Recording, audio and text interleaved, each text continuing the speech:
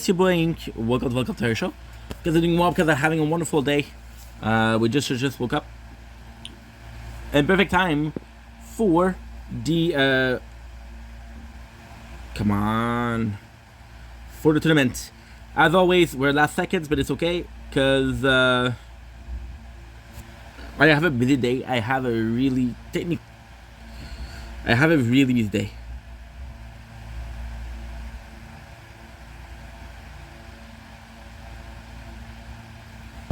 Okay, so good.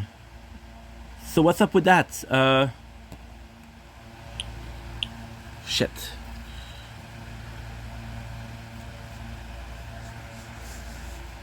Okay.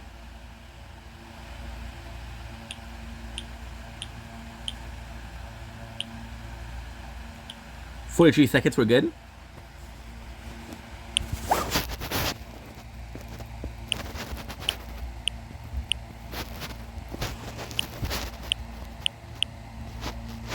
$43 we're good.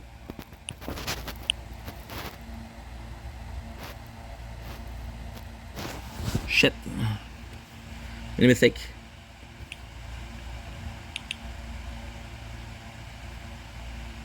Okay, so now I have to change skin.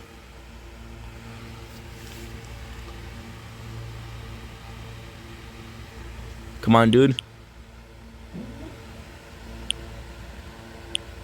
And I missed it.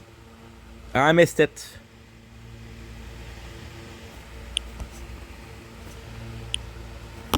Did I miss it? I missed it. Oh no, I'm not able to do this tournament. No. Please, dude. Please. No, I'm not able to do the tournament.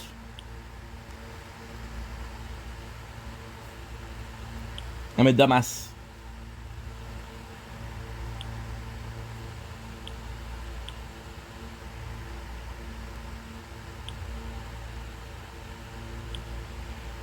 I'm not able to because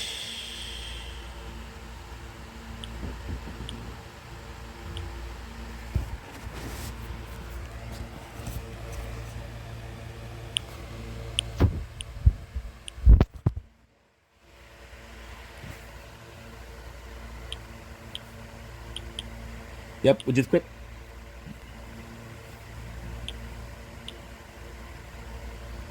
Okay, it's not a big deal.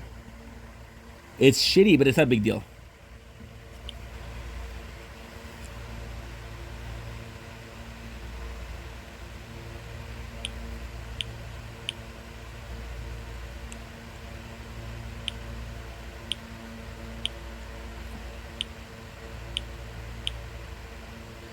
It's my fault for always winning until the last seconds.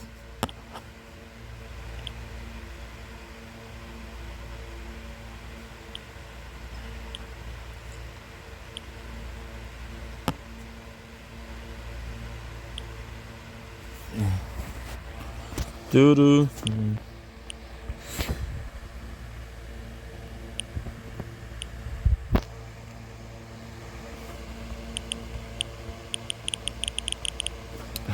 Good.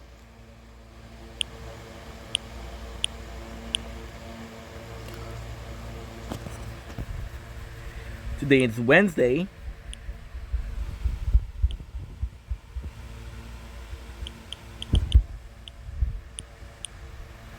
Okay, that's not a big deal.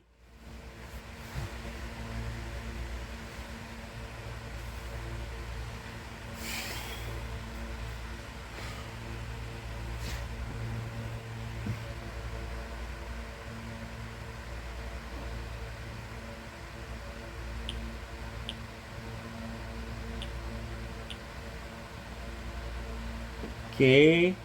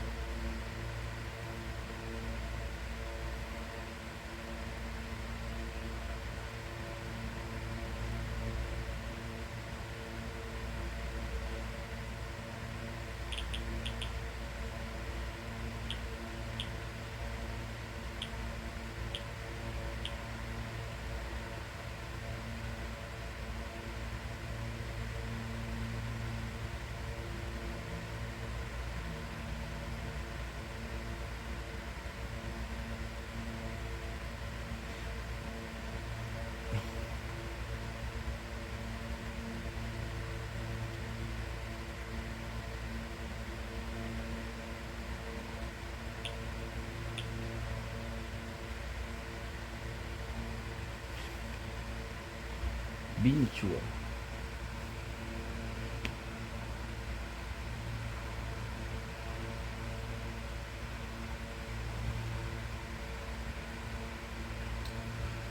I was pissed because I was seconds away from. Anyway, sluggish. It's life. Let's go. You want to work? Let's work.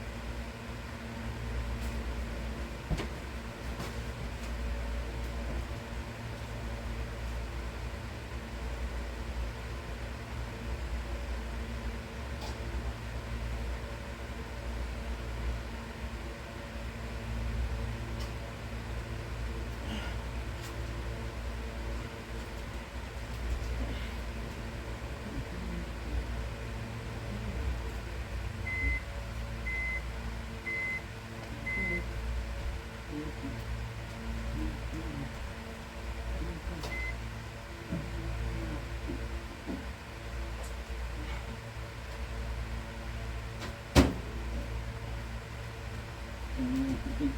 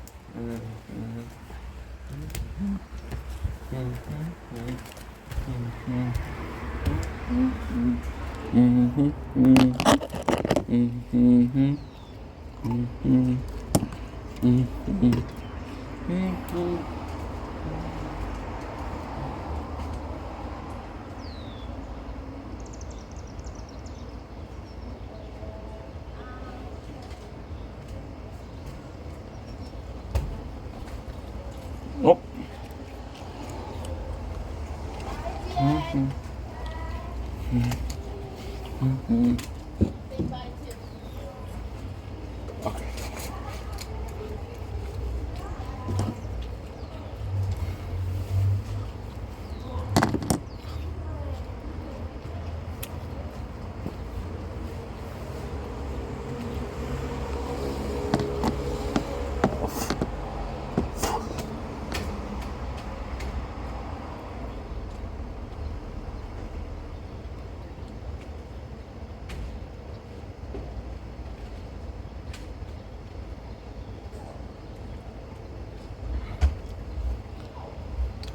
Don't blink, it's your blink.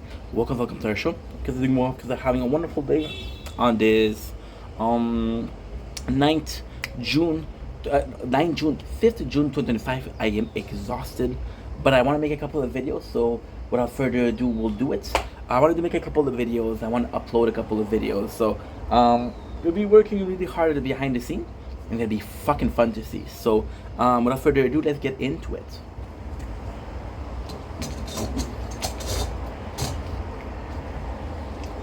Don't blink, it's your blink. Welcome to our show. Because I'm doing well because I'm having a wonderful day on this 5th June 2025. Hair don't care, guys. We've been busy. I didn't even have time to do the tower today. The tower tournament. So instead, what I'm gonna do is I'm gonna be filming the nature corn. I'm gonna be doing a couple of videos. It should be nicer because it's nicer outside. We shouldn't have any problem with the overheating of the phone.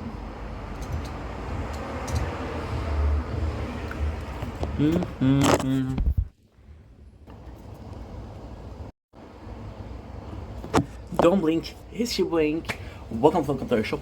Because I'm doing well because I'm having a wonderful day on this 5th June 2025. We had a really busy day. Went to my mom, had to fix the phone. We did a lot of cleanup.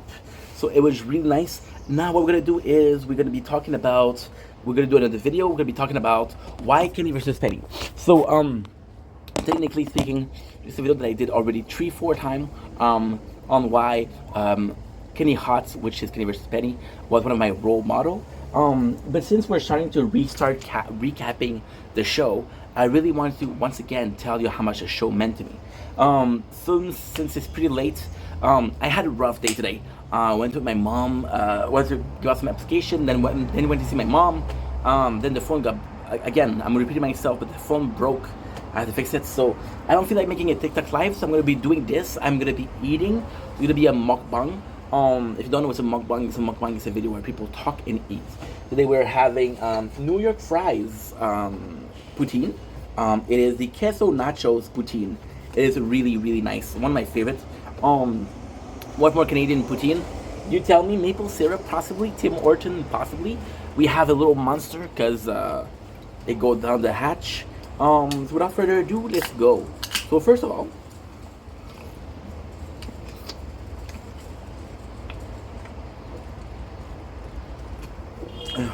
it's a monster. Joe Sugar, Strawberry Dream. Actually, pretty good. So first of all, let's start with the very beginning. So in the beginning, there was a man. In the very beginning, okay. So my story with Kenny versus Penny, it sucks because it's a video that I already did. But I need to make this video at the same time because since we're recapping into it, this is a proper intro to a playlist. I'm going to be recapping from memory. So, recapping from memories, I'm going to go in season 1, season 2, season 3, season 4, season 5, season 6 from memory. So I didn't watch the show in more than a year. Season 1, I'm going to go a bit more of a rapid bullet fire. So, not super fast, but not super slow. So I mentioned this before. Kenny versus Penny. Yes, I eat poutine with a fork. Do something about it. Kenny versus Penny was not on my radar. So it's a cool story. My mom and my father separated when I was 6. This is how far this goes. When I was 6, so I go to my mom's house, and my mom's house, my mom is bilingual. My father is French Canadian. It's like, okay, well, we need to protect French. We need to protect French. We need to protect French. So there's not so little ants. Now I'm not collecting ants. However, we have an ant hill. I didn't catch it. We have a ant hill that I would like to do. So I go to my mom's house. My father, again, protecting French. So every single show that we have is French. My mom, bless her heart, most of the show that she has is in English. She does have one channel that I kind of like, that is in French, which is Silly Toon. If you were one of the 90s kid, which is possibly most of the people that grew up watching Kenny vs. Penny, this was something that you watch. So Silly Toon was super funny. It was a great show, like Squared Carl, Andy Larkin with Liar Liar, what other show? Total Drama Island, which was phenomenal. A bunch of shows, 16, I gotta forget 16. Ben 10, a lot of show that was really cool in the 90s. However, once I reached the age of 12, see, my mom was always, you know how moms are. My mom was always, this is my baby boy. And at that age, I'm different. At that age, I'm listening to Eminem, I'm listening to 8 Mile, I'm a big gangster, so I'm like, okay, well, fuck that. I'm not gonna be watching your kid shit. So I'm looking for something else. The problem that I have is every single channel is in English. Now, it's a good problem, it's a bad problem. So the good problem is, I have a general understanding of English.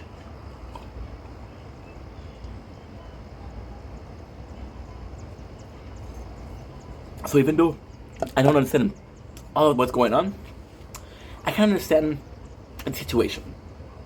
So I found, and that's a funny thing. This is a circumstances. There was no shot for me to watch Trailer Park Boys. There was no shot for me to watch Kenny vs. Penny because by the time that I learned English, which I was 18, was in 2015. 2000. I'm not good at math, but it was 2020. No. 2013, I was 20. 2013, I'm 20. 2011, I'm 18.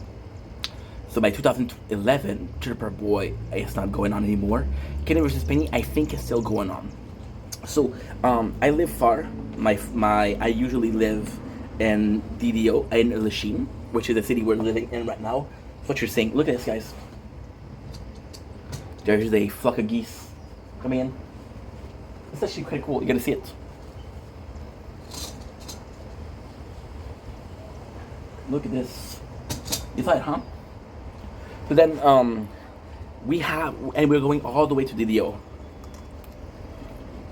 We're going there every Friday to Sunday. There is a huge amount of traffic. By the time we're there, it is 5 o'clock, 5:30, 5:45. I take a quick shower, I eat, go to watch TV. And I fell upon Trailer Park Boy. Now, I fell in love with Trailer Park Boys. Right? Well, the truth is, I fell in love with Showcase. So, I'm 12 years old, right? And your hormones are starting to really release. Maybe too much information, but I don't give a fuck. I'm not in the best of moods, so fuck it.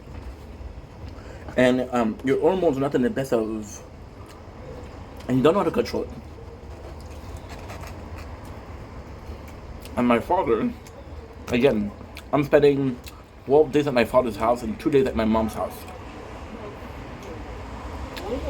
It's so crazy. I should never tell you the story, but I'm going to tell you, I don't care. I had these small iPod Touch, which were about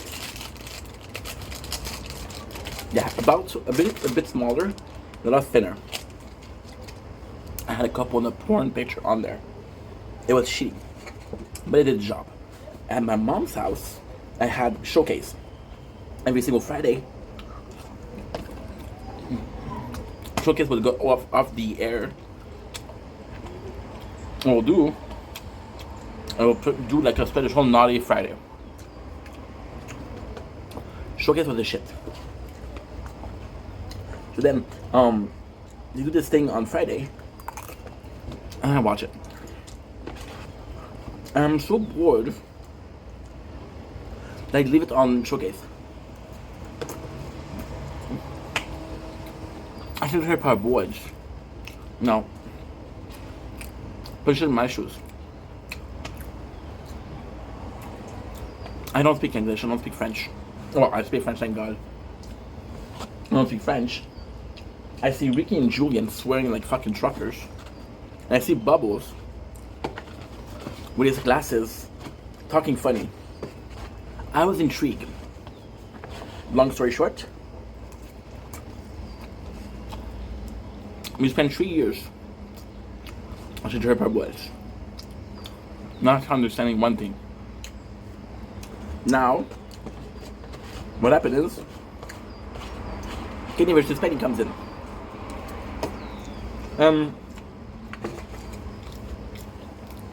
I hated the show. I hated it.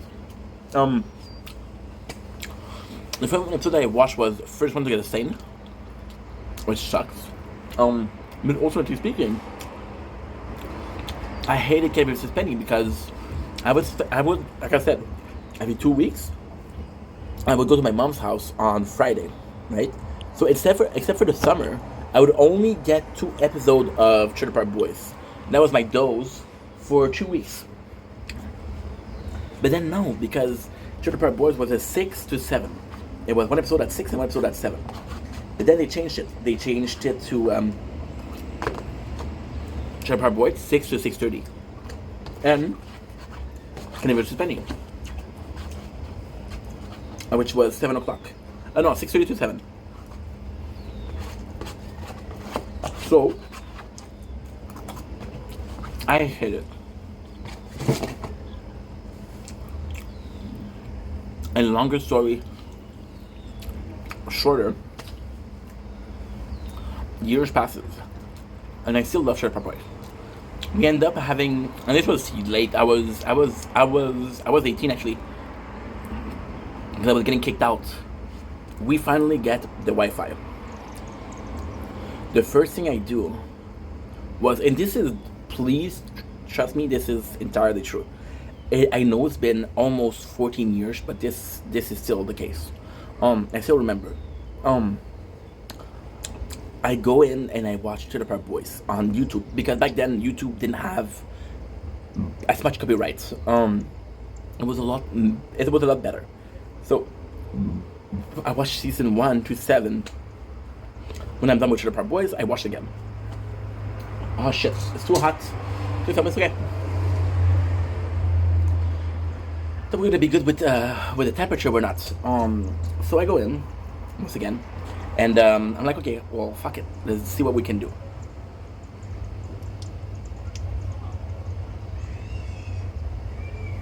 And I watched it, and even though I'm tired of it, I watch it because you have to put yourself in my shoes. I'm a little guy that is growing up in a okay, so this is more so a me problem than a real problem, but it's a me problem. I'm a small guy that grew up in a house where everything was French, right? And it was kind of forced upon me. And learning English was a choice. French was imposed. You're in my house, you don't speak English. It's kind of like a rebellion. My rebellious teenage years was learning English.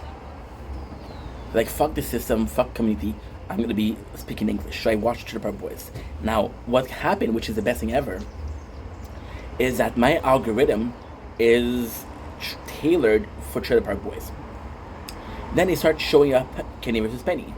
And I was like, oh, I fucking hate that show. But I give it a shot. And the first episode that I watched at the second one was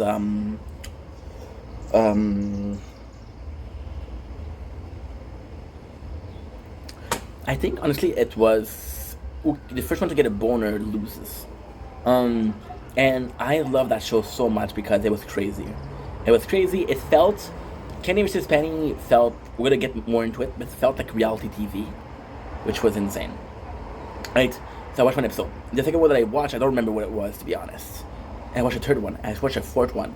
I swear to God, I'm watching for the first time Kenny vs. Penny and actually watching it and actually understanding it. I think one of the first that I watched was who can have a goat tied to their leg the longest, which is crazy. And then I was like, okay, well, I watched the whole thing in one weekend, and I don't remember laughing so hard. I laughed to tears in the episode of Who Can when Kenny calls Penny the worm. Kneel before me, worm. But then we have a problem. Why did I like Kenny vs. Penny so much? Now I'm more mature. I'm 32 years old. I grew up out of my Kenny vs. Penny era because I was obsessed with that show. See, Kenny vs. Penny was a life-changing show for me. Trailer Park Boy is one of my favorite shows, but if I'm being completely honest, it's not a life-changing show. It didn't change the way I see things. It didn't change my life. It's a great show. I love it, but it didn't change my life. Kenny vs. Penny completely did. So at first, I hate Kenny. And I think a lot of us hated Kenny in the beginning. He's a cheater, he's a scumbag, but he's funny. So I laughed a couple times, but at the end, I'm like, he didn't deserve to win, he cheated. And then I started watching, and the classic thing that it has was Penny. And Penny complained, and Penny gave up. And I'm like, yeah, Kenny lost, but Penny didn't even compete. Penny gave up. So even if Kenny didn't win, even if Kenny cheated, he won by default. And I started watching the show, and my mood completely shifted. I, who am supposed to be, I'm a kid. Okay, so that's not true. I'm not a kid. I'm 17 years old. But at heart, I'm a kid. The most outrageous show that I watched was Jersey Shore. You know, I'm still very naive, still very sheltered by parents, very, very sheltered. My mom, she saw me watch Trailer Park Boys, and she was like, this is, I can't believe they put these show at these times. So I start watching Kenny vs. Penny religiously, and it's just a show that's different because, technically speaking, okay, so I'm gonna be completely honest. Kenny vs. Penny is 88 episode of completely different. I was super lucky because by the time I watched it, the series was done. There was 88 episode from who can win the most weight to who do black guy like the most part 2, which is the last episode of the last season, season 6. I don't remember, I'll be completely honest, I don't remember if the last episode is who do black guys like better. I think I'm 90% sure it is, but I'm 10% thinking that it's the first one to leave the island loses, right? And I got super lucky.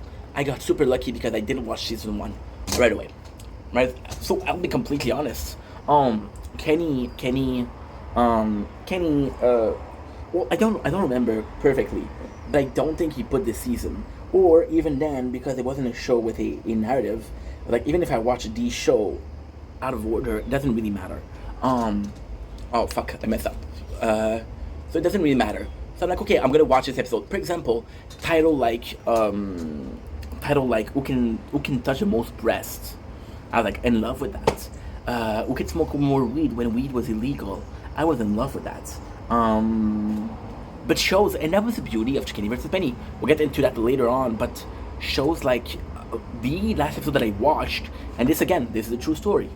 The last episode that I watched was who can keep a no. I don't remember if it was. I don't remember if it was who can keep a chicken coop on their head, who can win a rat race. And two are the best episodes ever. So I go in, and the shift came up, and I'm like, yes, Spenny is. In my life, I never had that. And to this, I have to go bathroom. I'm so sorry. Fuck it. In my life, I never had that. I still never had this. So I'm rooting for Spenny because it's the person to root for. But then I end up rooting for Kenny because I'm like, for the first time in my life, I'm like, I don't really care about who's righteous here. I just want to be entertained. And Kenny is entertained. And the thing is with Kenny was a very special guy, very special character. Kenny was the guy that you're supposed to hate, but was so charismatic that it didn't matter. Kenny was the guy that was okay, we're good for the last card. Kenny was supposed to be the guy that you liked the least.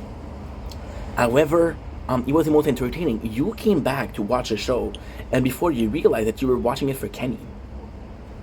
And I'm like, holy shit! I am listening to it for Kenny. Is that normal? Oops. Now, ultimately, yes, this is super normal. I'm playing the tower on both. So I'm possibly going to be doing Alfred Gen, maybe.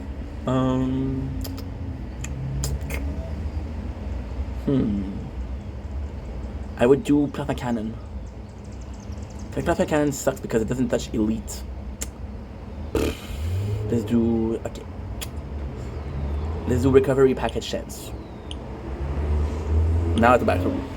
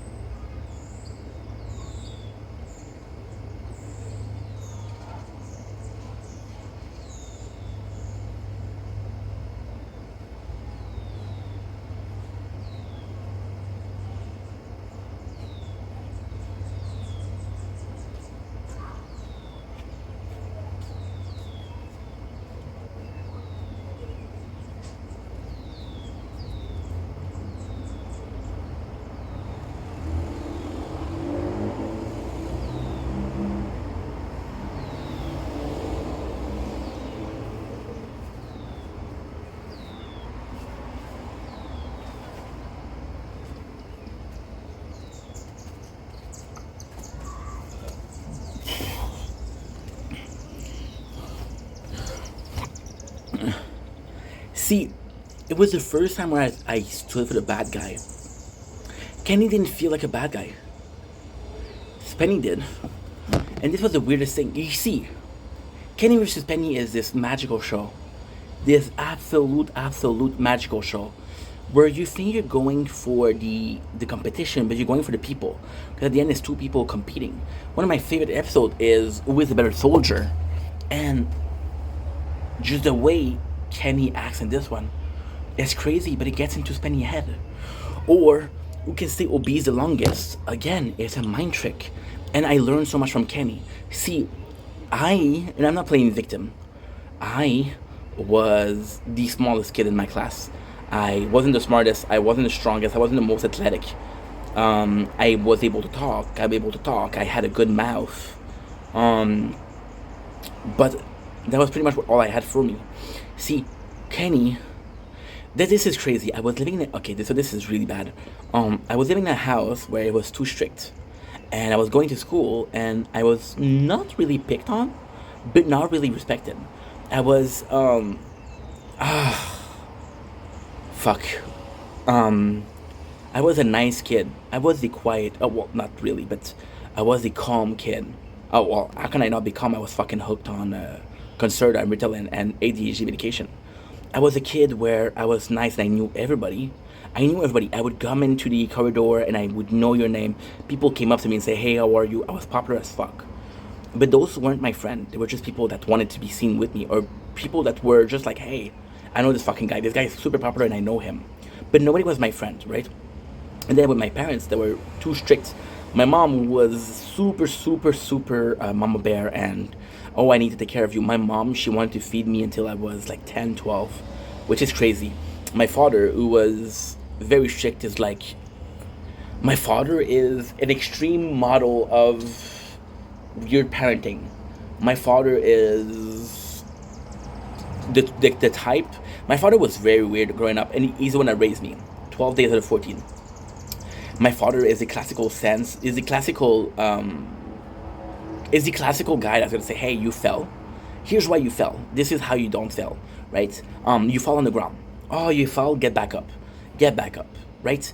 And it was like, and he's pushing you until you're up. But he's pushing you until you're up, and he's pushing you so much that you don't want to get up because you're like, what the fuck is going on? Leave me alone, right?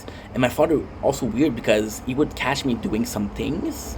For example, I ate something I wasn't supposed to. I ate sugar. And they say, this is how I caught you. So it was constant surveillance and never trust. He used to constantly check my room. I remember this is a bad story. I was 18.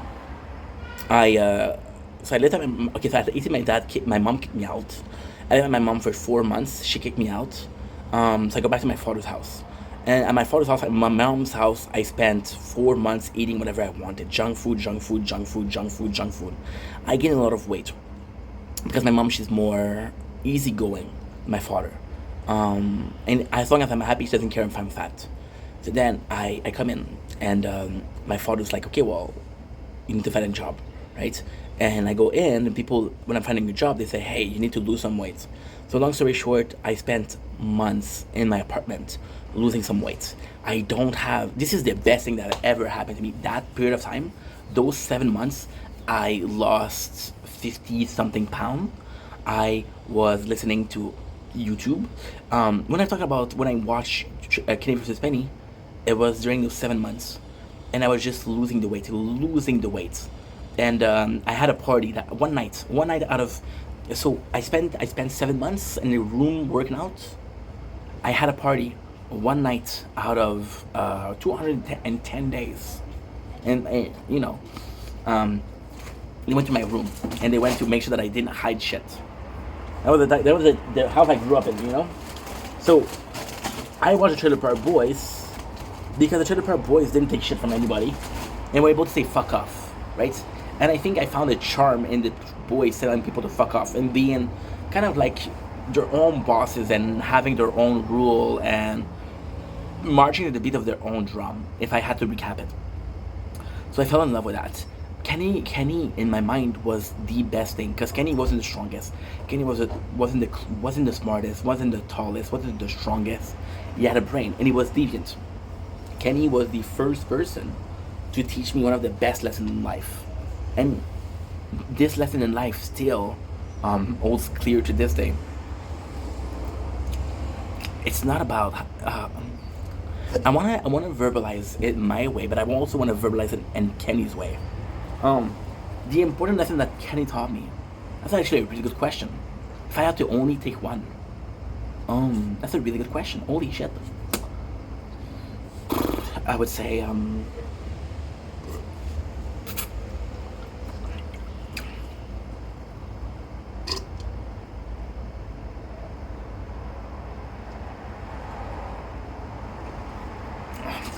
be yourself, and some people don't like who you are.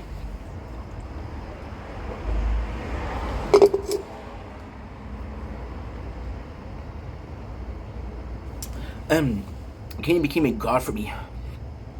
And I know this is weird to say, but he became a god to me. Kenny was my role model. I started being deviant. I started lying a lot. I started manipulating a lot. And ultimately speaking, those years where I was manipulating a lot, I wasn't hurting people. I was doing it just for entertainment.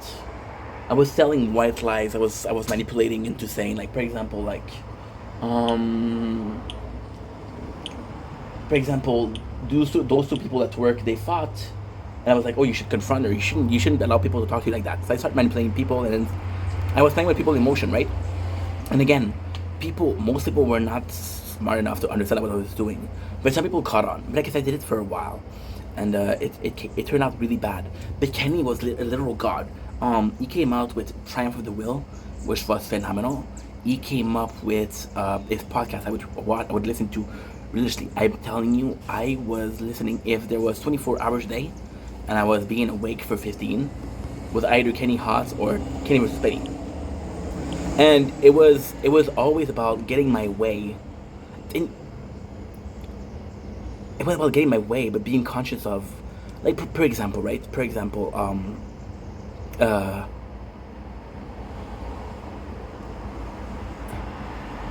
okay, that's a really good example actually. I was living at my dad's house, and I have a stepmom. And me and my stepmom, we never got along. So the problem with my stepmom was she didn't have authority because she wasn't my mom, so I never gave her authority. So the second that she said that she didn't have authority, instead of trying to maintain or to establish, hey, I'm your fucking boss, I'm in charge here, don't fucking talk back to me. She was going to my father's house. She was going to my father and say, hey, he did this. So it was so fucking funny. My stepmom, and bless her, she didn't have a lot of choice. I was a shit. I was a little shit. I wasn't a shit in the sense of I was rebellious. I wasn't a shit in the sense of I was a bad kid. But I was a shit in the sense of I did whatever I want. I would lie to your face and say, yes, I understand. I would do the same thing right after. So my father, and it was so pathetic because that's the reason. The reason why I didn't get along with my stepmom was because of this exact thing. She would finish work at 3:30. I would finish school at 4. My father would finish work at 5 o'clock. So then I would come in, and for example, right? For example, I didn't do the dishes, or for example, the house a mess, or for example, I ate something I wasn't supposed to. Why I keep bringing this example? Well, because I had ADHD, so I wasn't allowed sugar. That's simply it. And then my stepmom, she wouldn't say nothing. She wouldn't even say hi to me. Right? There's time where I was locked outside. My door, I didn't have my key, or the door was broken. It happened a couple of times. I would ring the door, and she wouldn't let me in. She was a bitch, but I was a dick too, so it's okay. So I come in, she would give me shit. And then when my father come in, he would say salut Stéphane, because my real name is Stéphane. Salut Stéphane, ça va bien? Oui papa, toi? Oui, ça va bien. He said, what did you learn in school? We had a good conversation. Too hot.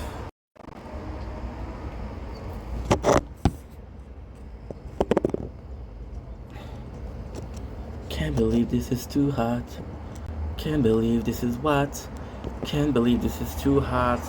Now can't believe this is what. Can't believe this is too hot. I can't believe this is real. Oh, I wish I would. Oh, I wish I could. Make you fucking for real. Oh, the phone is way too warm, and that kinda sucks.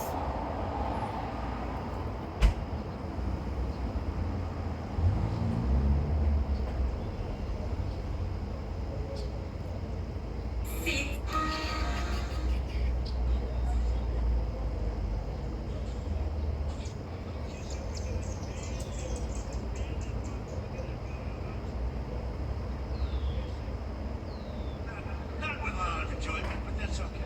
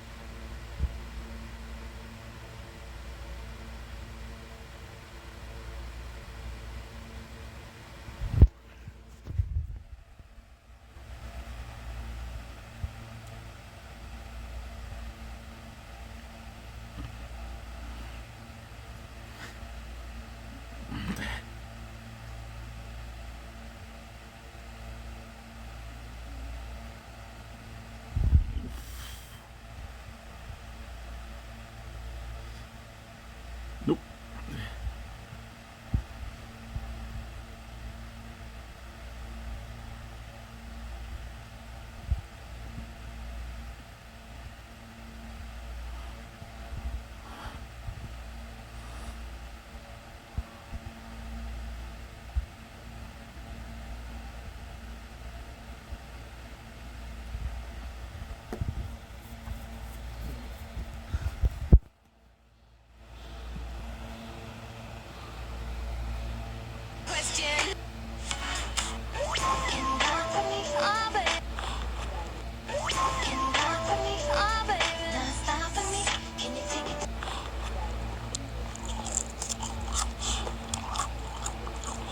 And this bit has got a bit of vinegar on it. Look at the chips there. See? All of you is going to have Okay. Let me try it with a bit of the curry sauce.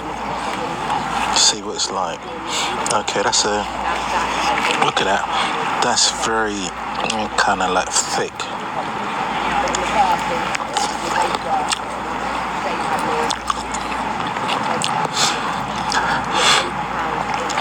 Yep. Not over spicy. Tiny little bit of kick in it. I'm gonna try a bit of the mushy peas they seem quite watery. I'm gonna mix it up a bit. What does Daddy want to make us? It's just get hard because everything you gotta do remind me of him. And the memories hurt, man. Like the good times and stuff. Bonus. Welcome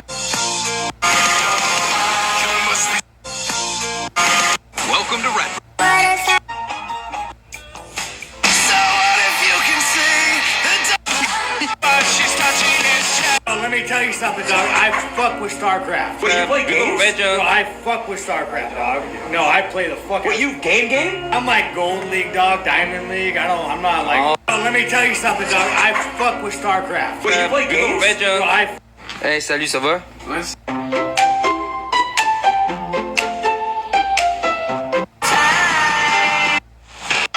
Foul tarnished in search of the elderly.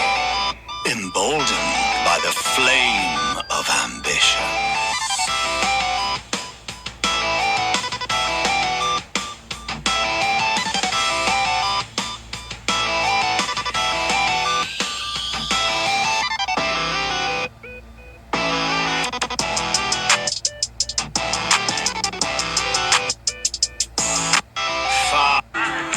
What up with you, bro? You ready? You ready? Let's go. Yeah.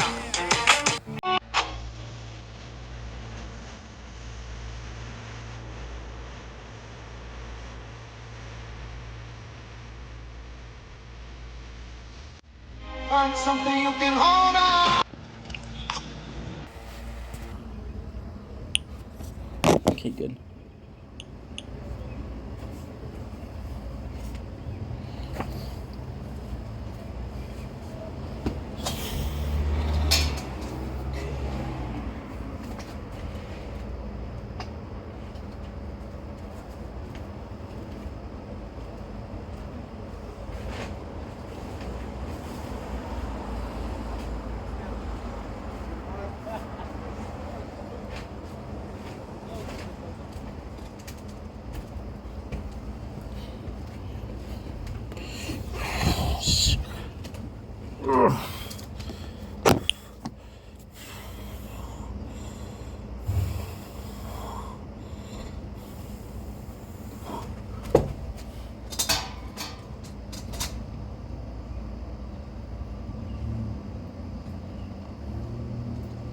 And we're back. Sorry about this, guys.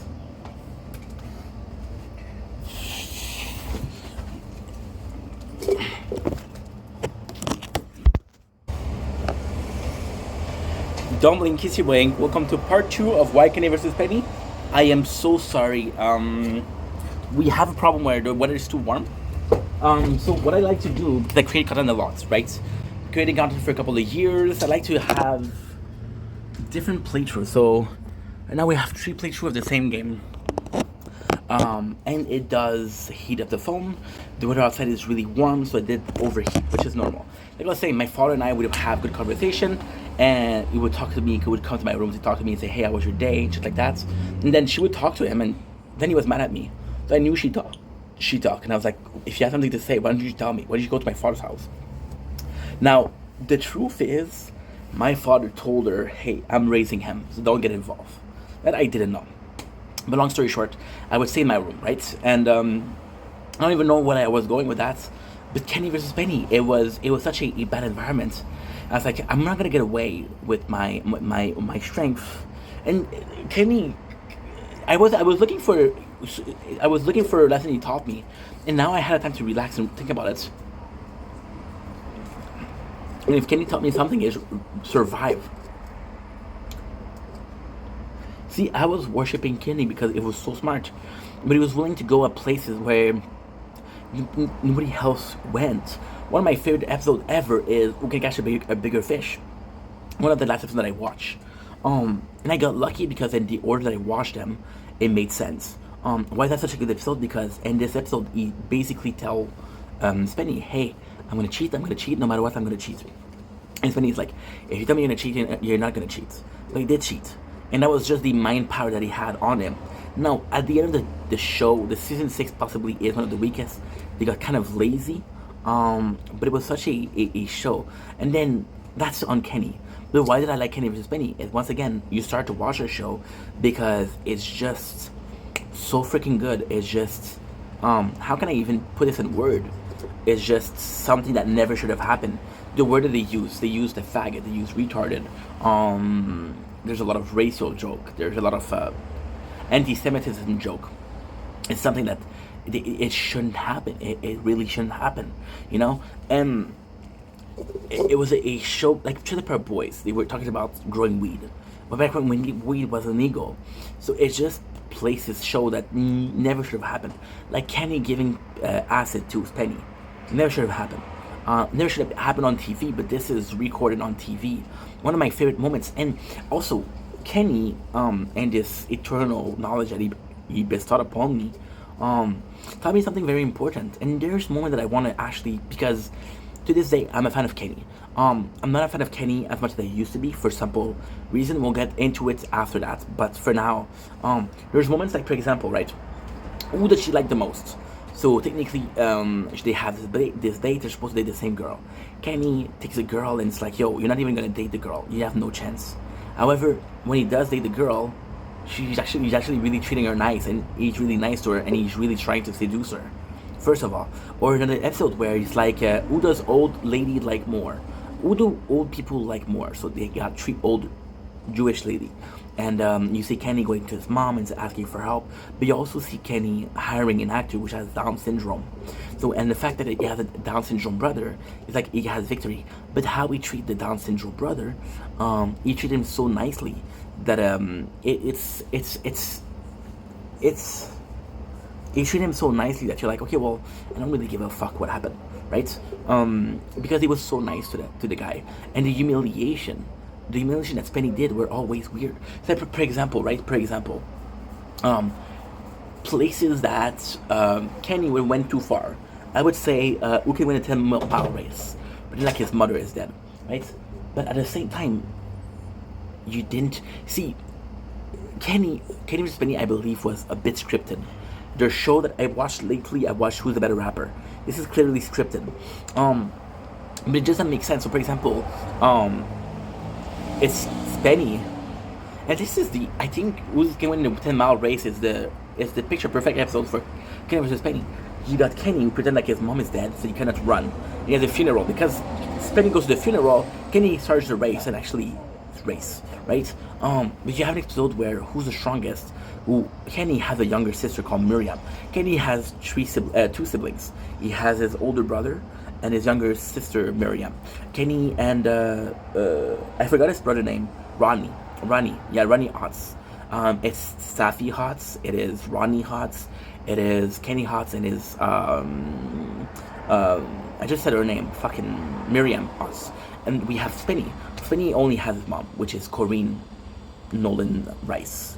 So in this episode, like for example, there's an episode where he's supposed to wrestle against the sister of Kenny, and then he makes a lot of research, like how much can you bench, and oh, she's doing steroids, and in this one, like, oh, your mother's dead, okay, I believe you, you know. So it just doesn't feel kind of real. Now the reason why I kind of not necessarily dislike,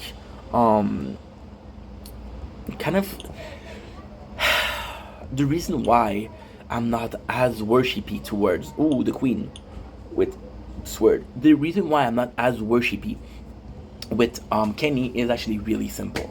So Kenny, in my opinion, Kenny had his prime. So Kenny,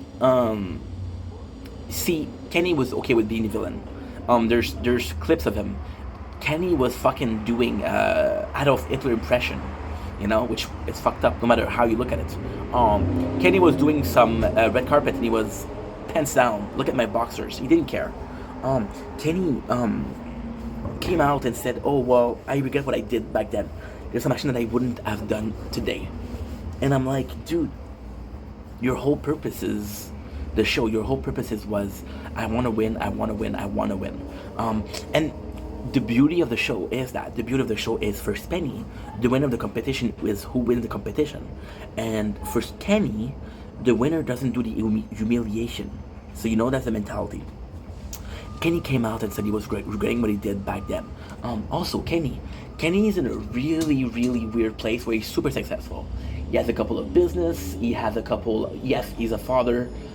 He has a lovely wife, Aubrey. She's super cute. She's super uber cute. The problem with Kenny, my biggest problem with Kenny, and I'm gonna be honest, I'm kind of not actually pissed off at him, but he treats Kenny versus Penny as a cult, as a movie cult. He calls it like his magnum opium. It's his best piece of content. This is the best thing in reality TV. It got him where he went. He met Matt and Stone. He ended up on South Park, writing for South Park. And there's time where I feel like he's talking about it as in, I don't care. Or for example, he'll post it on YouTube, and he won't even put the season. I'm like, dude, this is your magnum opium. You treat it like it's your fucking 16 Chapel, but you don't really. And I understand the show is 20 years old, but this is your baby.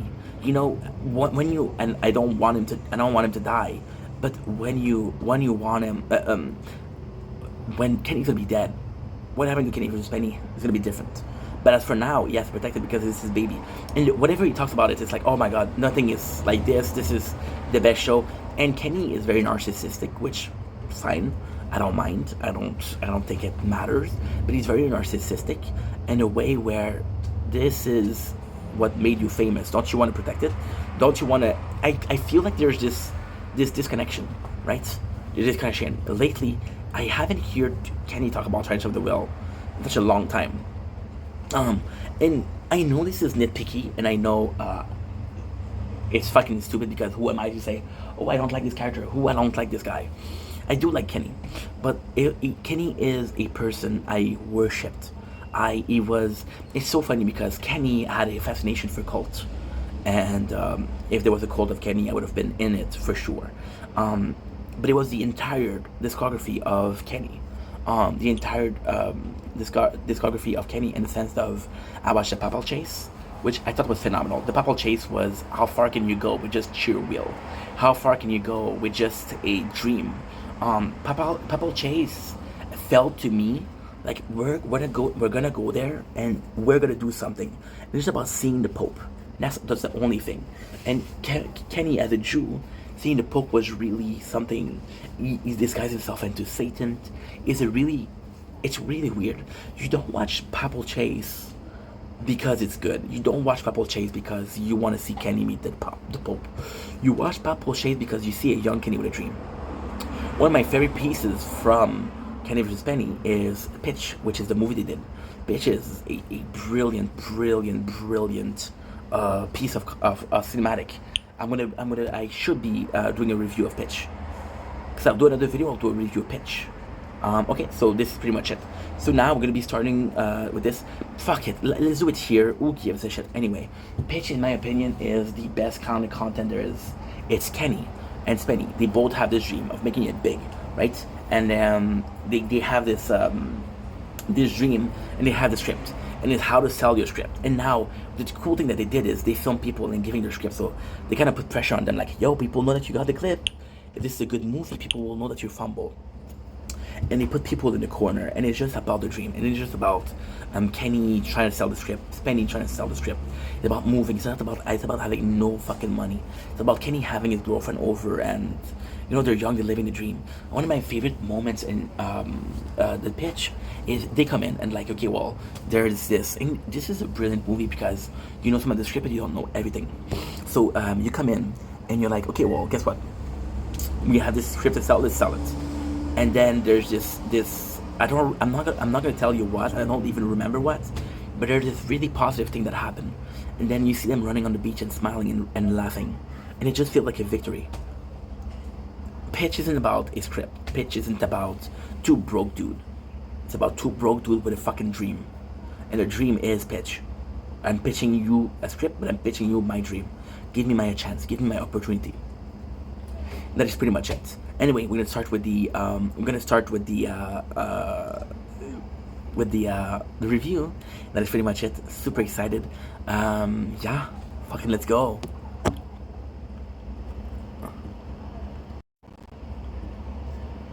Don't blink, it's your boy Ink. Welcome to the Welcome Show. We guys are doing well, we guys are having a wonderful day on this 5th June 2025. Today we're doing a Tower Talk. You guys have been asking for Tower Talk. I delivered Tower Talk. You want it, we got it. You want it, we got it. So Tower Talk of today is a great news. It's a bad news. We didn't make it to the tournament. This phone fell, and I had to stick the glue to it to make it work. So we took out the back of it. We took out the back, and yeah, that's pretty much it. Long story short, we had to glue the back because it fell. The camera disconnected. We had to reopen the camera. We had to reopen the phone, connect the camera, and then it has to stay shut. So I didn't do the tournament. For today, the 5th. I want to make sure that is the 5th. It is the 4th. My apologies. Today we are reaching a pivotal point of the playthrough. Shield, Sword, Crown now have every single, and I do mean every single, diamond when it comes to the card slots. So now the card slots are done. So the card slots that are done, we're going to be using our diamond for cards. I got possibly 1 event, 2 event maybe, to buy cards, and then we'll be able to spend it on modules. So this is gonna be huge for Shield and Sword. So yeah, so I'm really excited about that. It's a huge news because we're moving forward. They're finally done with something. Now, of course, you know them. They're gonna add another card slot just to piss us off. But still, other content. With the crown, I'm realizing that my upkeep is so low. The crown, like I said, last video that I did on the tower, the biggest mistake that I made on crown was how jack of all trades it is. So good at everything, great at nothing. So what we're doing with the crown right now is we're giving ourselves a little boost in the health. We're giving for ourselves a little boost in the shield. Once again, I told you the goal of the crown is super simple. The goal of the crown is to have enough stone to buy landmine. We're gonna be upgrading landmine and what it can do. Then we're gonna have black hole. I kind of changed my mind with black hole because now that they released the new inner landmine charge, I'm not sure landmine is the best. I have to check it. I'm just gonna check how much it costs. Right, elite cell we're doing so fucking good.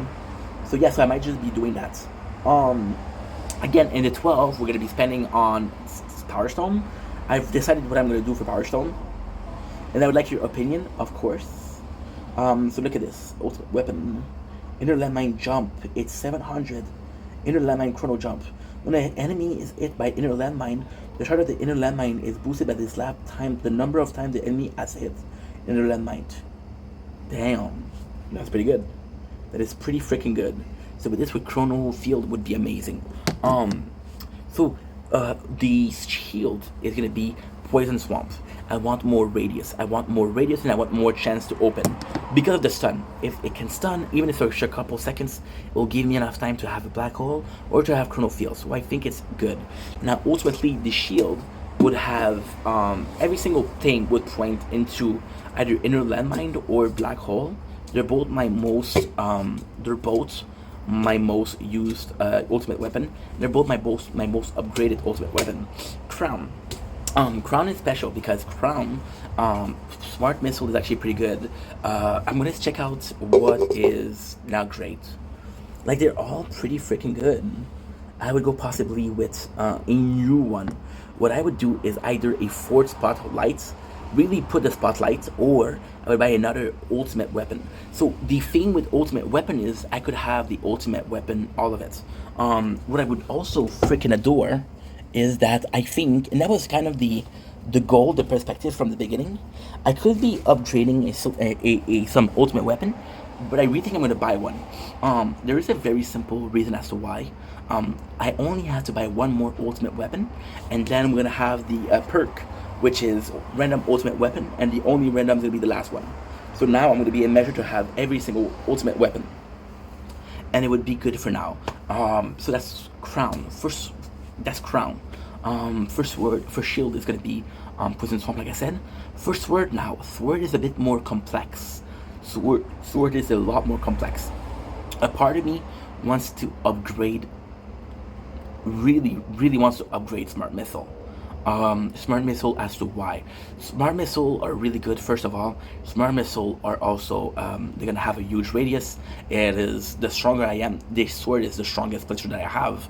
So of course this is good. And if I can have enough cooldown, it has a lot of range. However, I personally think I want to upgrade Chain Lightning. The reason I have to upgrade Chain Lightning is actually quite simple. This playthrough, I've been upgrading for the last, I think, almost, it's more than a month. Attack speed and range. Attack speed is at 67, range is at 69. It would be Chain Lightning. That would be the one. 29% chance on enemy hit to spawn 5 Chain Lightning. Right? That would be amazing. 8.51 time. So the reason as to why we would do that is because I would like to have as much as possible. So see, the Smart Missile, in my opinion, is great, but doesn't touch enough. Now, the Chain Lightning is a risk. Otherwise, what would I have? I have the Spotlight, which serves next to no purpose right now, until we have our Smart Missile complete. We do have Death Wave. Death Wave is the only ultimate weapon I spent some stone in. And Chain Lightning would be absolutely phenomenal. I'm telling you something, it would absolutely be phenomenal. Because, first of all, we have a lot of range. Second of all, we have a lot of attack speed. So it would activate so fucking often. However, there's a problem with Chain Lightning. The problem with Chain Lightning is if I don't kill them. See, the sword in itself is a glass cannon. So as long as I keep them out of this, I'm good. However, when they're in the zone, there's not much I can do. Right? There's not much I can do. Smart Missile would be nice too, I'm thinking. But I don't know. You see, just I'm hesitating between two. I'm hesitating between Smart Missile and Chain Lightning. To me, Chain Lightning is a no-brainer. Smart Missile is possibly a brainer. So let's go with the easiest choice. Also, like I said, I wasn't able to do tournament today. There's been a lot of change to the guild. The guild is more active. We're getting a bit more serious. So there's been, so the problem, okay, this was kind of to be expected. A lot of people are doing super good with the guild. We have Moriarty that did 45 last week. Like for example, I'll show you. Right now we have Crouch, right? We have we have Aeroclicksman, Dart, Loading Dose, Carl, Orfeo. They all have 20. I'm the only one at 15, you know? And I'm the one at 15, and there's a couple at, this is not good. I would have to kick a couple people out. So because what ended up happening is a lot of people, and it's okay. It makes me kind of mad, but not really. So what sucks is that there's a lot of people that don't do shit. You can tell when they're connecting. They're connecting every single day, but you don't have points. So there's this guy that we had, Sea Turtle, that I had to kick out. And Sea Turtle, for 4 weeks, he joined 4 weeks ago, by the way, was playing every single day. And you could tell that he was logging in every single day. And he was contributing 5 points every single week. And that's just not fair. And then we're kicking him out. Then we decided that the 7 days is the cutoff, so we're going to have to lose 2 members. Which is going to put us at 26. So I don't know how I feel about that, but hey, that's what we decided. And it's like because some of the people I don't want to kick. And some people, they just told me like, hey, literally, I'm going to go on vacation, right? So like, fuck. But again, I'm sure that because Fuzz already explained in the last update, he was like, yo, the guilds are going to be improved, don't worry about it. So yeah, that's pretty much it. So I'm looking forward to it. To be completely honest, I'm really excited about this because it feels weird. It feels weird how fast this is going. Crown, there's not going to be an update for at least 4 months, don't worry. But Shield just passed Sword, so that's always been better. I have a small preference for Shield because I just like the way the black hole look, the Poison Swamp. The Shield felt more strategic, but it's more simple. However, the sword with the chain lightning, I'm thinking maybe I'm fucking wrong. I don't know if I'm wrong, but maybe I'm wrong. If it works the way I want, it's because it's the chain lightning. I want to have more chances. So if every single projectile that I have, if every single tree projectile that I have a chain lightning, it's gonna be crazy because they're not even gonna get close to me, you know. And then we're gonna have the smart missile, and what it would be phenomenal would be the chain lightning. So this is the real plan, right? I didn't want to talk about it too much because I don't want to make this video too long, but this is basically it. So then, what I really like about the Death Wave is how it takes care of every small enemies. The boss comes in and the elite comes in. That's pretty much it. The rest, they're all destroyed by Death Wave. What I would like to do is for this chain lightning to take care of every single small one, and then for the Death Wave to get the other one, for the smart missile to focus on the bigger one. See, one of the best module for sword would be the one where it says that the spotlight, they're all homing in on the boss, which sucks because if it's not a boss, if it's an elite that kills you, what's the point, right? So yeah, so we'll see how it goes. Why am I excited?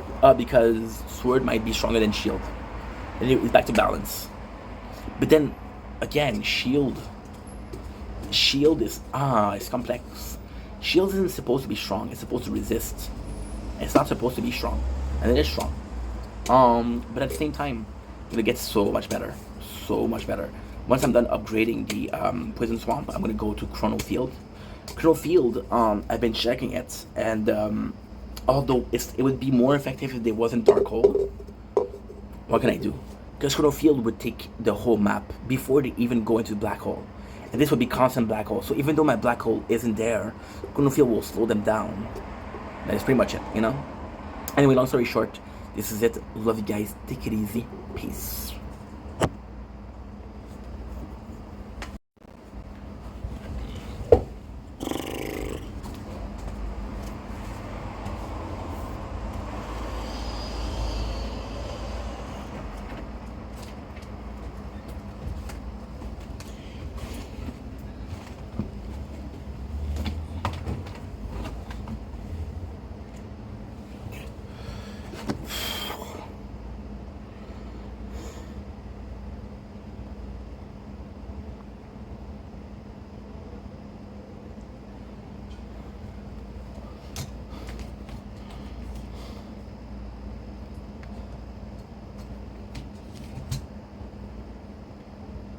And we're back. Sorry again. The eat. This is season 1. Don't blink. It's your blink. Welcome to the video where you were waiting for. A lot of you guys were demanding this video. I promised you guys a while ago I was gonna do it.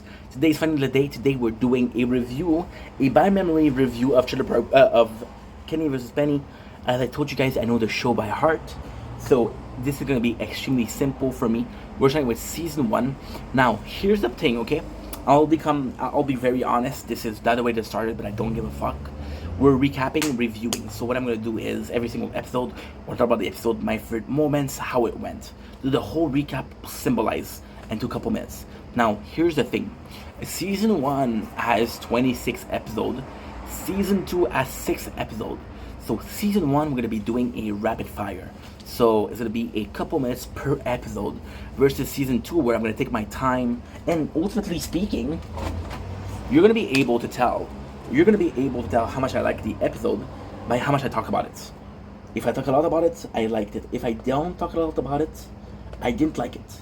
As simple as this. So without further ado, I'm gonna go on Wikipedia because this is a reliable source. And it's a Canadian reliable source.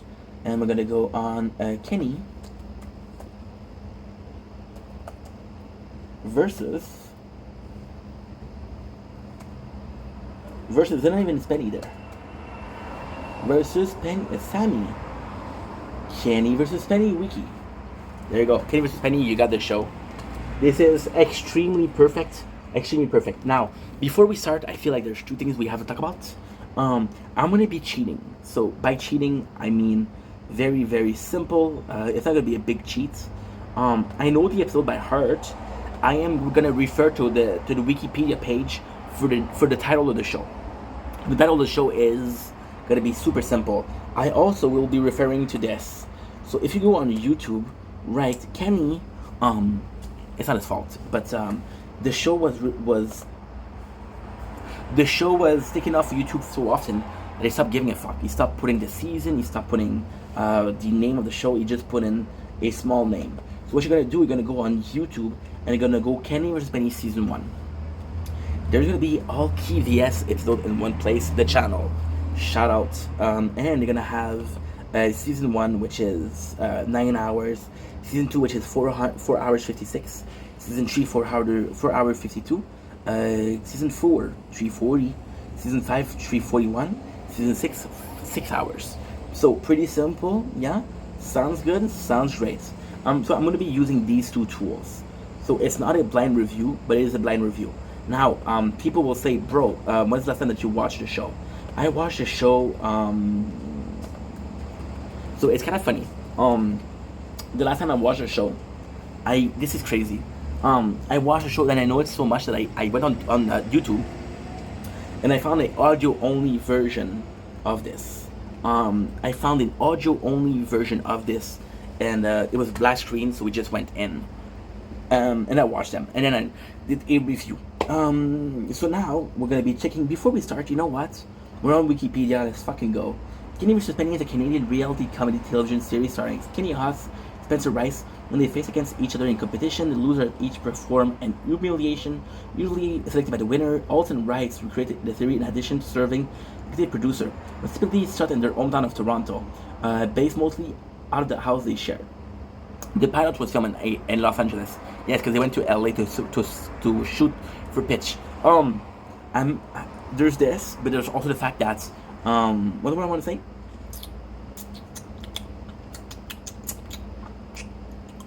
Oh yeah, so the humiliation is the important part. So for Kenny, the winner is no humiliation, and for Spenny, the winner is the winner. So it's up to you to decide who is right. I believe that if you don't get humiliated, humiliating is a real loss here. Humiliation. As of November 2008, the show aired on CBC Global and Showcase in Canada. I watched it on Showcase because I did just do the video talking about why. I'm not going to repeat myself. This video is 40 minutes long, so already it's going to be a long video. So sit down, grab a drink, grab a joint, let's have some fun. It's in Sweden, Netherlands. It's not important. FX, not important.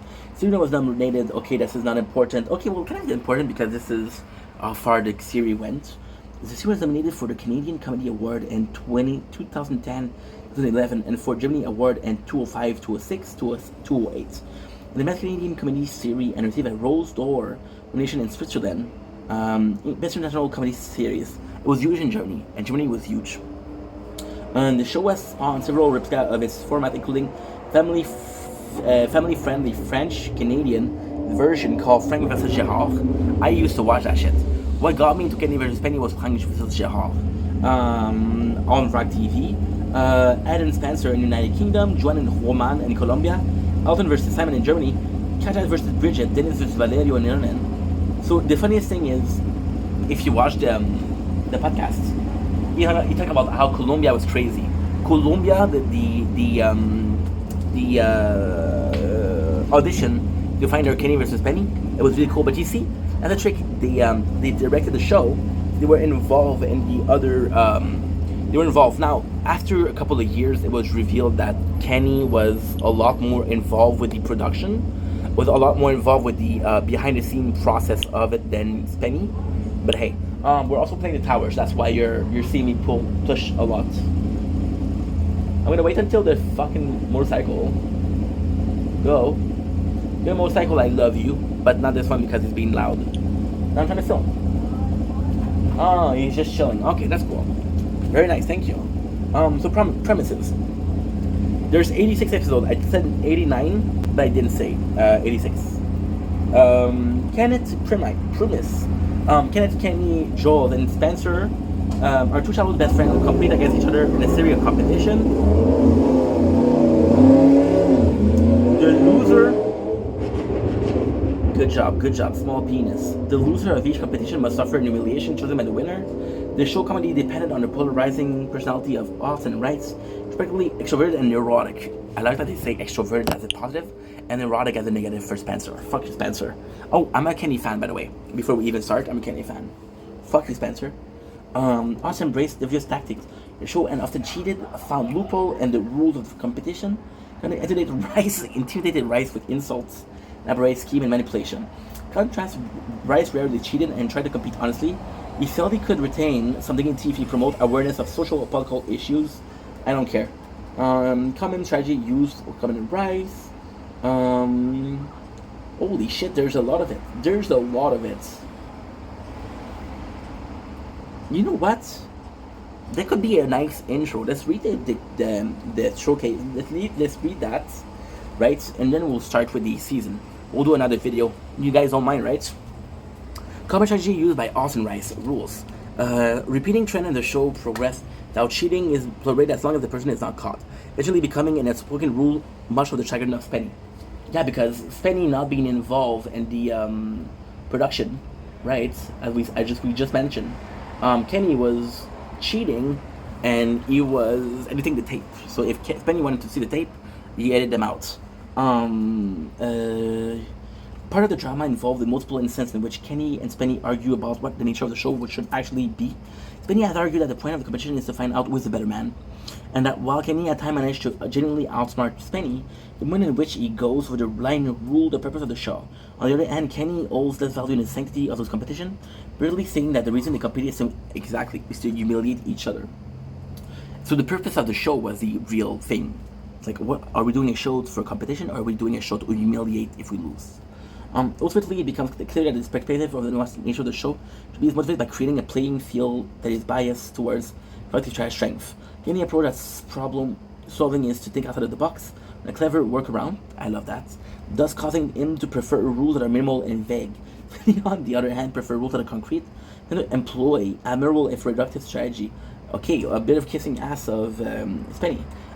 Cheating. Us cheating during 27 of the 56 of his victory, while Rice cheated during 5 of his 27 victories. In some cases, both Rice and Oz were helped by their production crews, family and friend in their attempt to cheat, while Rice would cheat out of desperation. Oz tried cheating by arguing the losers with whoever does humiliation. I agree with that. It's funny that they considered the use of family and friends to be cheating. And so Alt regularly tried to make Rice annoyed during competition so he would lose focus. Exactly. That's why he was doing it. It wasn't to piss off people think he was an asshole. No, he was just doing mind games. Alt regularly joked that Rice had a violent, emotional, disturbed man with a micro penis. That he engaged in rape, pedophilia, necrophilia, zoophilia, and incest. That he was racist and anti-Semite and related to Adolf Hitler. The Rice family were often the victim of Alt's insult and jokes. Alt regularly joked about having sex with Rice's mother, accused her of being sexually promiscuous and morbidly obese. Okay, I shouldn't laugh, but it's kind of funny because she's not. If you see Corinne during the show, and she's not. Corinne, if anything, is a woman that lived. How can I describe Corinne?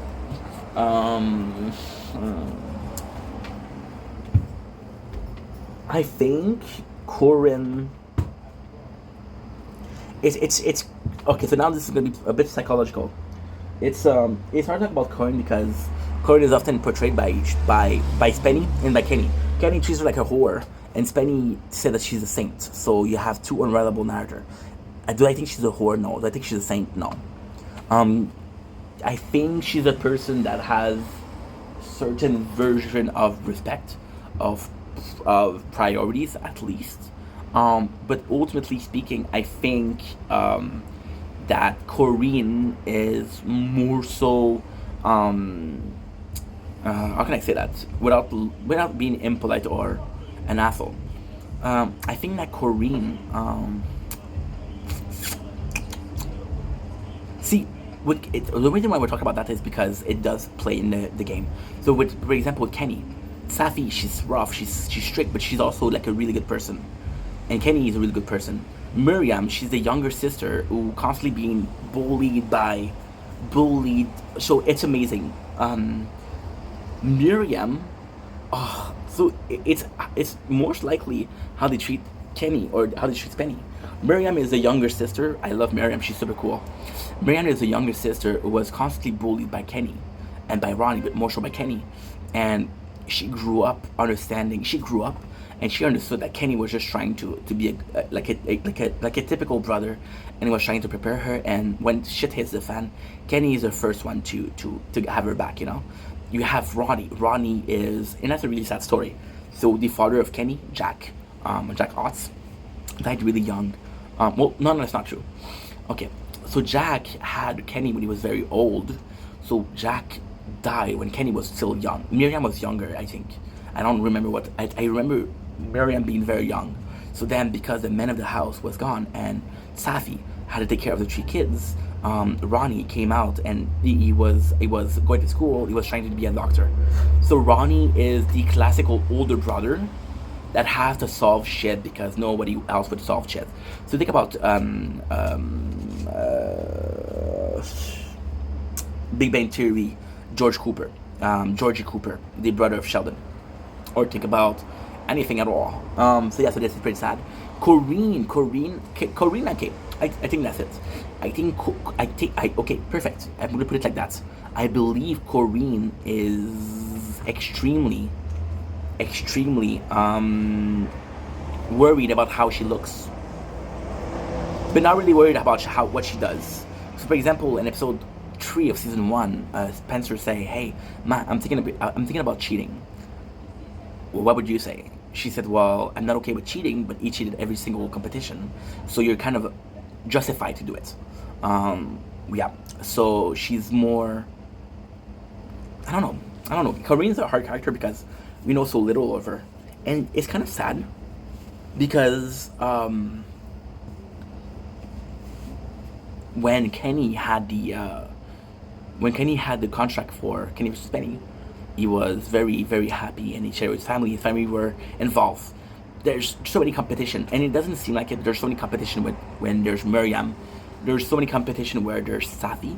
There's not a lot of competition when Ronnie is there, but Ronnie's a doctor, so you know. But he involves his parents, and he involves his sister, you know, which is super important. Corinne, the second that I think you never see her that is not blurred. Okay, cool. I think the intimidation. Kane's main tactic was to deceive Rice. Oh shit.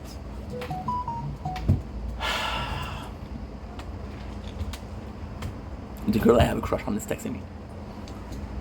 And because she texted me, I was looking at my phone. And because I look at my phone, I realized that the camera was gone. I'm not going to be able to do season 1 because I was 18 batteries and the storage is a bit low.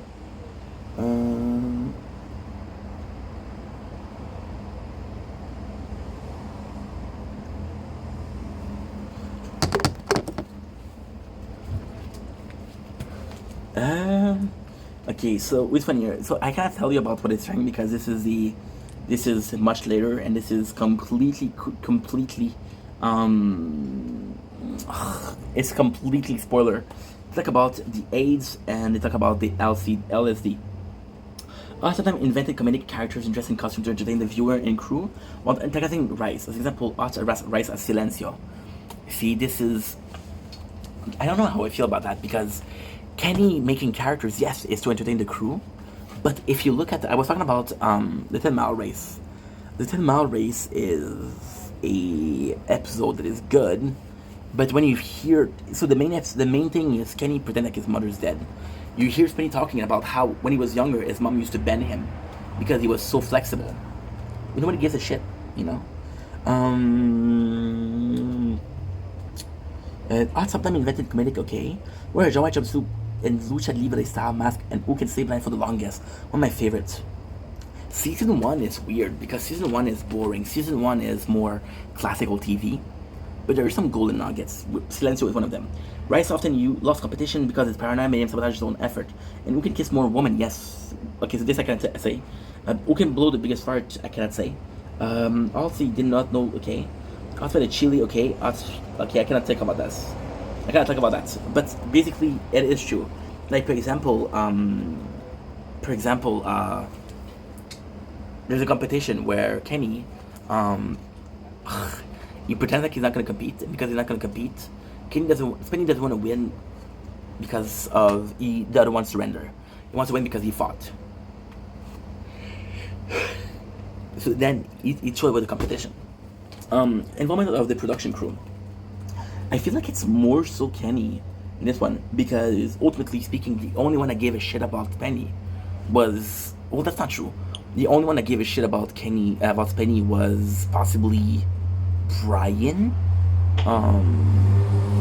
I would say Donnie too. Donnie for sure. And Kenny, he had Sebi, he had Jamie. The problem with Sebi and Jamie was they were friends. So Kenny, when he had the plan, he was like, okay, well, I met those people. They can work for me. They can help me out. Penny was like, I want a crew that's not my friends. Right? My apologies. Broadcasting. I'm just gonna be. Oh, that's super nice. I'm just gonna be talking about production. Which one? Oh yeah, involvement of production crew. That's it. Both Alt and Rise had their production crew get props and equipment and get involved with Saji. Let's have a minute an interview following the show, and he agreed to that Alt and the crew conspired against him in exchange for deciding each competition rules. Okay. So basically, he gets to see what's the rule, and then you can cheat. The weird thing about Kenny vs. Penny is, yes, Kenny cheated in most competition, if not most, enough every single one of them. However, there's a however that's super important. However, there has to be a part of Penny that understand that the reason the show is still going on is because it's popular. And because it's still popular is because of Kenny, it's not because of him. I'm not saying that Penny isn't capable of being entertaining. I'm just saying that in this very peculiar sense, he isn't entertaining. It's not. Okay. How can I say this? I wouldn't say Spenny is not entertaining, right? Spenny is entertaining, but Spenny is entertaining in a sense of this is a competition show. There's competition. Let's compete. Kenny is entertaining in a sense of, you know what? Fuck your rules. Let's just have some fun. I'll go to the bathroom. I'll be right back.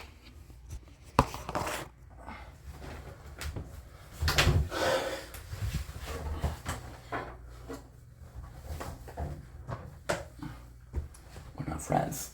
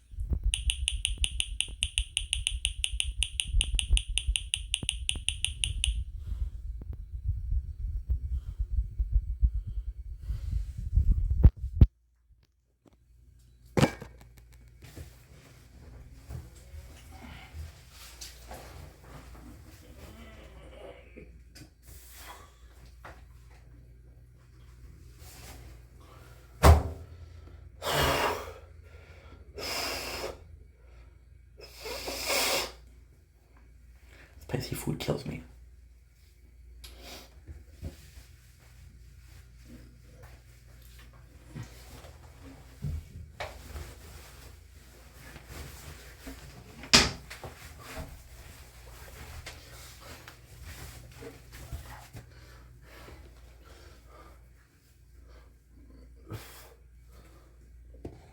Okay.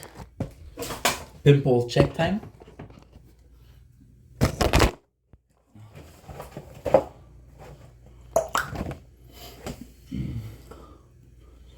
I see one. There you go. Popped. Okay.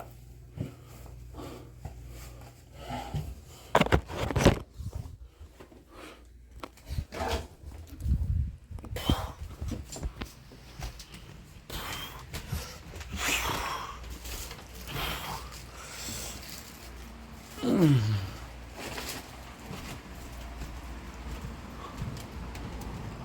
apologies.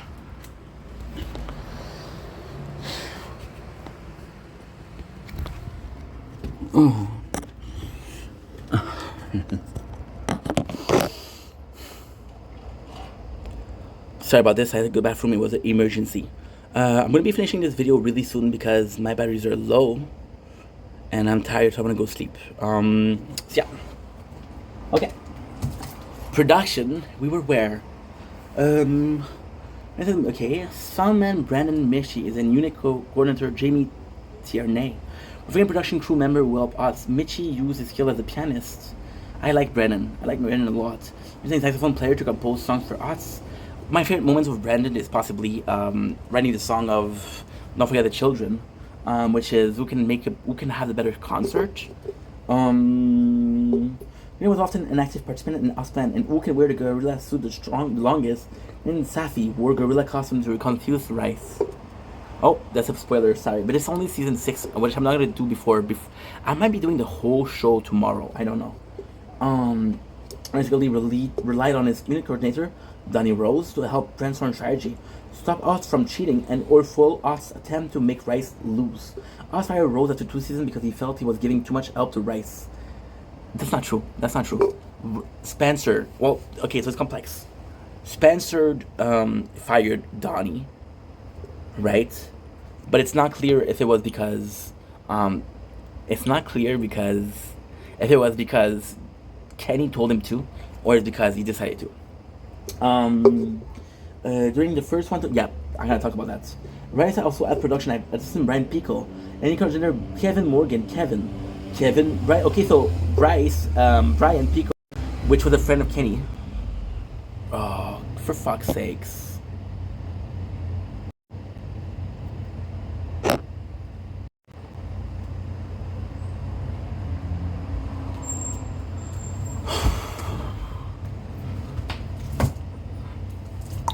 It's too hot. I don't know how it's too hot, but it's too hot.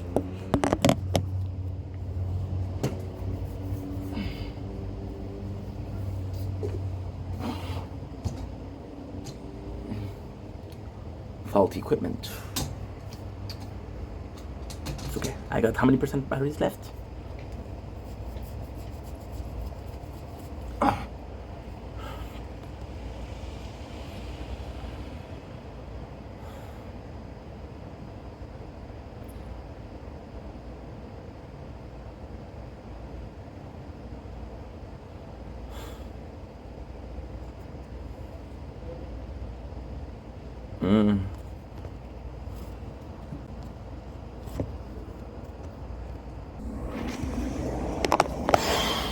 Oh my god.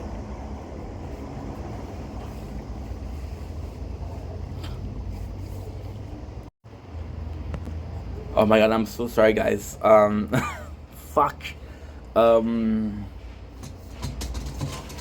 It's stupid. The phone overheats, that's it. And I only have a couple minutes left, but we have 11%, so let's finish this shit. I wanna go to sleep, I'm tired, let's fucking go. The crew were often used to disrupt competition. Yeah, okay, so Brian was a friend of Kenny, and Kevin was I actually like Kevin. He's actually cool. But we don't see him in that. You see, Brian was on the podcast of Kenny. Sibby's still in the video when he does commentary. Kenny Haas. Brendan. I don't know what happened with Brendan. I'm sure he's doing well because he's super talented. The crew were often used to disrupt competition, act as judge, and settle disputes over rules. The production crew and the other people. Okay, I cannot tell. In case where both Rice and Ots failed to win a competition, the crew chose double elimination for them. Both Ots and Rice had a take. Okay, I'm not gonna say that because this is spoiler. Production starting with the 4th season. Kenny and Smitty were both executive producer, and received credits separate from 5 other executive producer, Masson and Trey Parker behind South Park. You guys know. Matt Stone and Trey Parker were humongous when it came to Kenny versus Penny. Matt Stone and Trey Parker fought for Kenny versus Penny to be on Comedy Central. You think Comedy Central was the real outbreak for the boys. Before that, nobody cared about Kenny versus Penny. Nobody cared about it. So, that we have this is actually quite important. Yep. I'm sweating. It's really hot. It's like 30 degrees outside. Giving their own spirit care, okay, for example, instruments, use Charles built by composer Richard Pelly, right? Okay, so that we don't really care. Kenny and Penny each had their production assistant, camera operator, sound engineer, who filmed their independent exploits for each episode. In their early season, the crew was shared between Kenny and Penny. Crew member officially split up into two teams, some joining Kenny's side and others joining Penny. Then in She Started podcast, and during She Started podcast, Kenny said that the series had a budget of 100,000 Canadian dollars per episode for the first season and 350,000 Canadian dollars per episode thereafter. So that's a lot of cash. And there you go. Tomorrow, because I'm tired, let's go sleep. Tomorrow we're gonna be checking out first season. I'm possibly gonna be doing first season. So the thing is, the show is 86 episodes. The first season is 26 episodes, which means 2 to 6 is 2 to 6 is 2 to 6 is, well, there's a Christmas special, that's 87. 2 to 6 is, I can't do math. It's 61 episodes. 2 to 6 is 5. So 61 divided by 5, that's about 12. Yeah. I don't know what I'm doing. I'm tired. Let me go to sleep. Love you guys. Take it easy. Peace.